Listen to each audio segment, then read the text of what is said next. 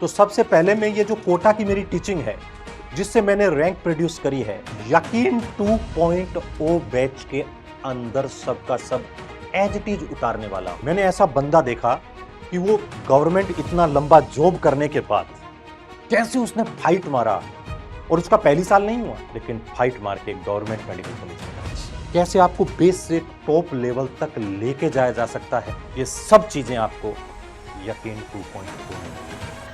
Hello everyone, myself Shubhkaran Chaudhary SKC sir.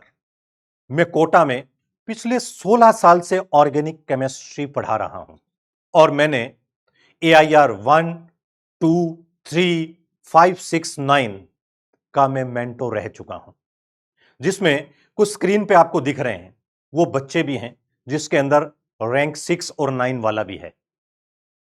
इनकी जो success की जो जर्नी है वो भी आप लोगों से मैं शेयर करूंगा। मैंने क्या देखा है, मैं खुद एक ग्रामीण परिवेश से बिलोंग करता हूं, बिल्कुल गांव से, जिसे कहते हैं ना ठेठ गांव से, किसान परिवार से। मेरे मम्मी पापा भी खेती करते हैं, पूरा परिवार खेती करता है। तो मैं उन गांव से आने वाले, छोटी जगह से आने वाले सब बच्चों की भावनाओं को समझता हूं कि उनके बेसिक्स कैसे हैं। तो सबसे पहले मैं ये जो कोटा की मेरी टीचिंग है जिससे मैंने रैंक प्रोड्यूस करी है, वो सारी की सारी टेक्निक यकीन 2.0 बैच के अंदर सबका सब एज इट इज उतारने वाला हूं। सबसे पहले मैं आपको बिल्कुल, मान लो आपको 9th की भी बातें नहीं आती है, 10th की बातें भी नहीं आती है, कार्बन भी नहीं पता आपको, 11 12th, आपको बिल्कुल जीरो से लेवल से पढ़ाऊंगा, बिल्कुल जीरो जीरो तो नहीं ना, नेगेटिव से स्टार्ट करूंगा और आपको ऐसी फील दिलाऊंगा, चीजों को बार बार समझाऊंगा, एकदम फील आ जाएगी। और जब फील आ जाएगी तो आप लोग खुद ही कहने लग जाओ अब सर बस, एकदम आने लग गई ये चीजें। और यही मेरी टीचिंग रही है। मैं आपको बताता हूं, मेरी ऑफलाइन क्लास के अंदर कहीं 400 की स्ट्रेंथ होती थी, 300 की स्ट्रेंथ होती थी, स्टार बैच में कम बच्चे होते थे, तो कहीं 500 की भी स्ट्रेंथ होती थी। लेकिन मेरे कैरियर में ऐसा बहुत कम हुआ है कि चलती हुई क्लास के अंदर कोई बच्चा कहे सर मुझे ये समझ में नहीं आया, या मैं सर रिपीट कर दीजिए। ऐसी आपको भी कहीं रिक्वायरमेंट नहीं पड़ेगी, आपको एकदम चीजें सिखाई जाएगी। जो केमिस्ट्री है, ये केमिस्ट्री आप समझ रहे हैं, मानवता आधारित कंसेप्ट नहीं है इसमें कि ऐसा होता है, मेरा मानना है। ये मानवता आधारित कंसेप्ट नहीं है, ये प्रायोगिक तौर पर प्रयोगशालाओं में प्राप्त किया गया है, लेबोरेटरी में। वो वहां पे जो चीज थी उसको कैसे वो आई, उसको मेरे को एक्सप्लेन करना है यहां पर। इसलिए आपको मैं उसी तरीके से पूरा एक्सप्लेन करूंगा, कभी कोई एक शब्द नहीं बोलूंगा कि इस चीज को रट लो, इस चीज को ध्यान रख लो, नहीं। वो सब का आपको एक्सप्लेनेशन मिलेगा, आपको फील आएगी बहुत जीरो से, अरे जीरो से स्टार्ट करूंगा और आप लोगों को ऐसी फील आएगी तो आप लोगों को कॉन्फिडेंस बढ़ेगा। फिर आपके सामने कैसा भी पेपर आ जाए, आप लोग हर पेपर के लिए तैयार रहेंगे। मैं धीरे धीरे ऐसे बच्चों को, मान लो धीरे धीरे बच्चों को ऐसे सिखाऊंगा सिखाऊंगा, उनसे पहले क्वेश्चन बनेंगे, एक्सरसाइज 1 बने तो फील आता है, थोड़ा सा चेहरे खुश होते हैं, एक टॉपिक भी समझ में आ जाता है बच्चों को तो उनको खुशी मिलती है, अरे सर मेरे को ये टॉपिक आने लग गया, मेरे से एक्सरसाइज 1 बन गई, सर मेरे से 10 क्वेश्चन बन गए। उनको फील आती है, उनके चेहरे पे एकदम खिला खिला फ्लैशिंग इफेक्ट आता है। फिर एक्सरसाइज 2 कराता हूं, फिर एक्सरसाइज 3 कराता हूं। मैंने ऐसे ऐसे बच्चे देखे हैं जो छोटे छोटा छोटा छोटे छोटे छोटे, समझ में आ रहा है, छोटी छोटी चीजों को सीखते सीखते सीखते आप वो कहां पहुंच गए। यही सारी बातें, डेवलप करने वाली बातें, हर चीज को सिखा देने वाले बातें, सब के सब बातें मैं कहां पर लेकर आऊंगा, यकीन 2.0 के अंदर। मैं आपको बताता हूं एक स्टूडेंट की जर्नी। वो स्टूडेंट क्या था, पहले आर्मी में लगा हुआ था। आर्मी में उसने, आर्मी में 9 साल काम किया। उसके बाद उसने 9 से 10 साल काम करने के बाद उसने कोई कारणवश से वहां पे रेजिग्नेशन डाल दिया और उसको किसी, वहां पर इस तरीके की बात बोल दी गई। कोई वो जहां पे गया था, जहां ड्यूटी लगी हुई थी, वहां डॉक्टर्स थे, उन्होंने इस तरीके से बोल दिया, वो एक नॉर्मल, मतलब अच्छी पोस्ट पे नहीं था, एक सैनिक था सामान्य, बस उसको बात ही पहुंच गई। मैं कोटा के, वो उसके दिल पे लग गई बात कि यार ये बात कैसे बोल दी यार। तो मैं कोटा के किसी संस्थान में पढ़ाता था, तो मेरे पास आता है, वो हरियाणा का रहने वाला है बच्चा। उसका नाम है सत्यपाल। उसने बोला गुरुजी ऐसी बात है कि मेरे साथ ऐसा हुआ और मुझे तैयारी करनी है। तो मैंने कहा यार अब आप तैयारी करोगे कि सर मैं कर लूंगा। पता है उसको मतलब इतना ज्यादा गैप हो गया, 11th 12th कब की हुई थी, गैप हो गया। इसके बाद उसने क्या किया कि वो कहता था सर मुझे केमिस्ट्री फिजिक्स थोड़ा सिखा दो, बायोलॉजी में मैं कोई मार्क्स नहीं कटने दूंगा। उसने इतनी मेहनत करी, वो रात को सोता तक नहीं था, आंखें ऐसे सूजी रहती थी, इतनी मेहनत करी, इतनी मेहनत करी। और पता है केमिस्ट्री और फिजिक्स के अंदर वो बहुत एक्स्ट्रा ऑर्डिनरी मार्क्स नहीं लेके आया, बहुत एक्स्ट्रा ऑर्डिनरी मार्क्स नहीं लेके आया, लेकिन बायोलॉजी में उतनी इतनी मेहनत करी। एनसीईआरटी के हर पेज को चैलेंज करता था, सर इस पेज के ऊपर ये लिख रखा है, आपने जो क्वेश्चन दिए, बायोलॉजी वाले सर से कहता था आपने जो क्वेश्चन दिए वहां पर ये लिख रखा है। इतनी केवल मेहनत के दम पर इतनी मेहनत करी, इतनी मेहनत करी, इतनी मेहनत करी। पता है वो आज कहां है?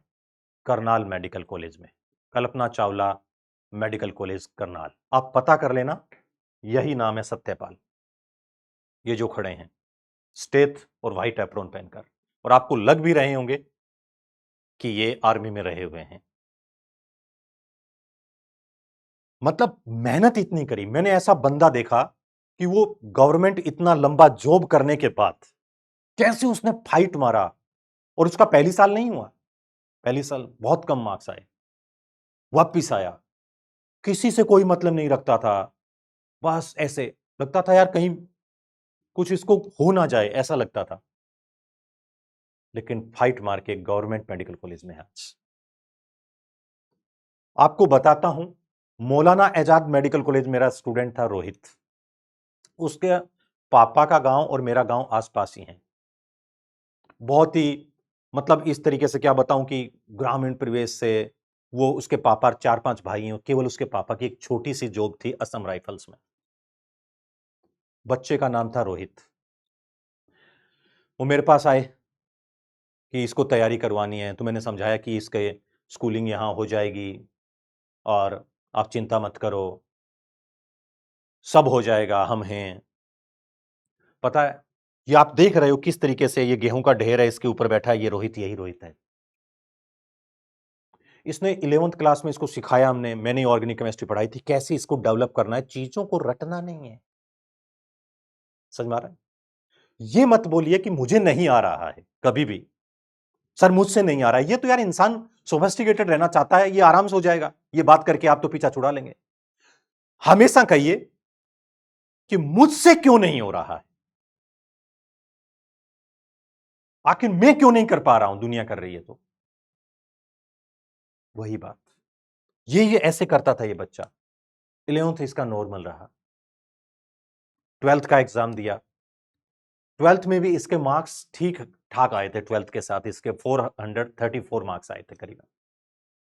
अगली साल वापस आया, इसको ऐसे कहा, इसने खूब मेहनत करी, डेवलप किया, और घर की हालात ऐसी थी कि एक बार तो इसके पापा बिना बताए किसी को इसके मम्मी के जो गहने वगैरह हैं, मतलब ये समझ रहे हो, एक पर्सनल बात मैं आपसे शेयर कर रहा हूं, उनको सोल्ड करने तक की नौबत आ गई थी, मुझे आज भी याद है।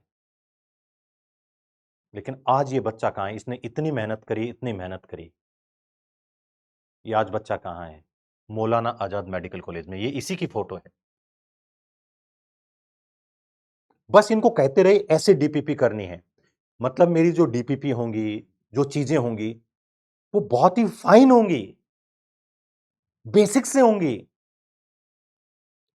आपको इस हिसाब से डेवलप किया जाएगा, आपको बस थोड़ा सा मेहनत करनी है। मैंने इससे पहले भी यकीन 2.0 में लॉन्चिंग हुई थी, तब मैंने एक बात बताई थी कि पेरेंट्स, सर पेरेंट्स का क्या रोल है। ये ऋषभ राज,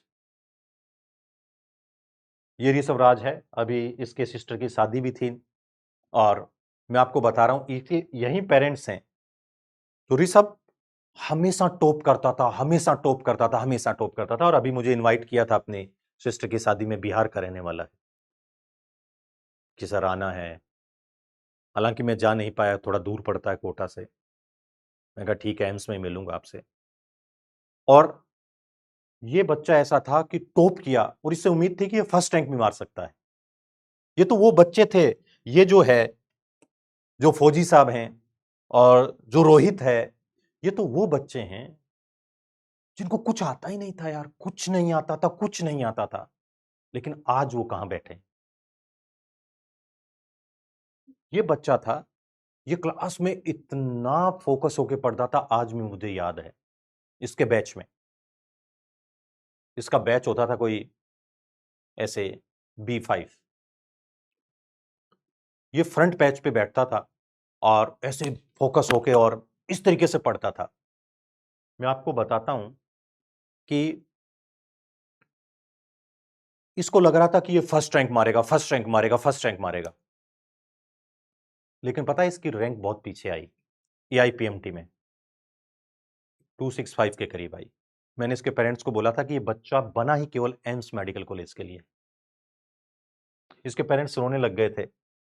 इनकी फैक्ट्री है बिहार के अंदर कोई, और रोने लग गए थे, सर ये कैसे हो सकता है, ये कैसे हो सकता है। मैंने कहा था बना ही केवल एम्स के लिए है। और ऋषभ की एम्स में 6th रैंक आई, और ये एशिया के सबसे टॉप ऑप्थेमोलॉजिस्ट हैं, जिनका डार्क नाइट डॉक्टर लोमी, उनके अंदर ये गाइडेंस में अभी काम कर रहा है। लेकिन ये बच्चा ऐसा था कि हां, ऐसा करते करते करते करते मतलब इसका मनोबल एक बार टूट गया था, लेकिन फिर भी इसने कर लिया। और ये मेहनत बहुत ज्यादा करता था, ऐसा नहीं पहले से बहुत खतरनाक, बहुत खतरनाक, इतना नहीं, एक नॉर्मल बच्चा था।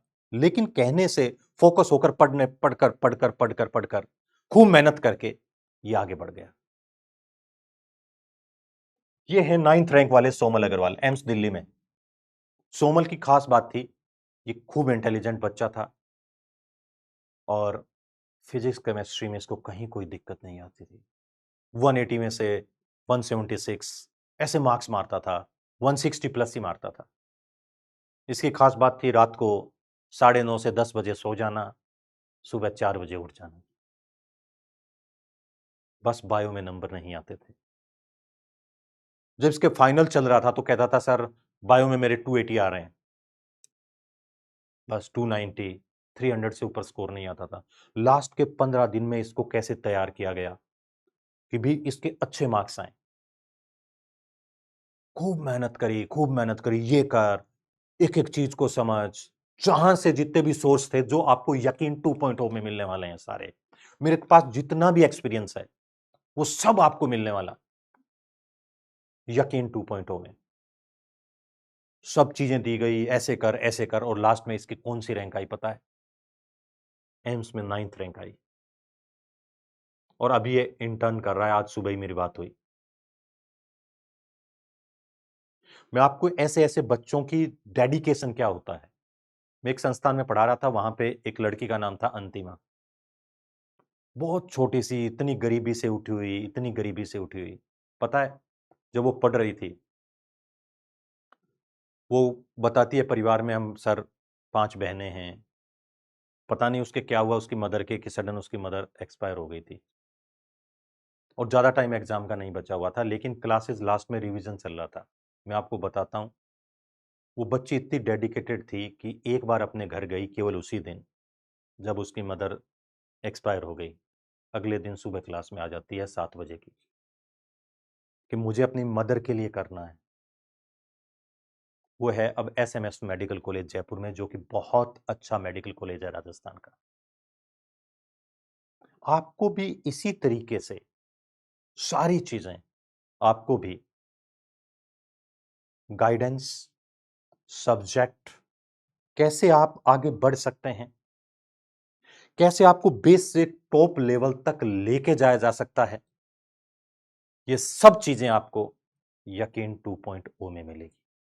हर तरीके से आपको तैयार किया जाएगा।